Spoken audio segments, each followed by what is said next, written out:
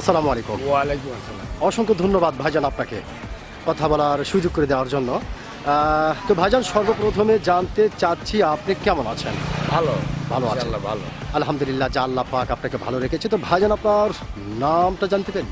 আমার নাম মোহাম্মদ আনারুল ইসলাম। মোহাম্মদ আনারুল ইসলাম, সুন্দর একটি নাম আপনার। তবে ভাইজান একটি কথা বলতে আমি বাধ্য হচ্ছি, সেটা হচ্ছে যে আপনার নাম শুনে জি এবং আপনাকে সামনাসামনি দেখে যেটা বোঝা যাচ্ছে আপনি সাংঘাতিক একটি সাহসী মানুষ।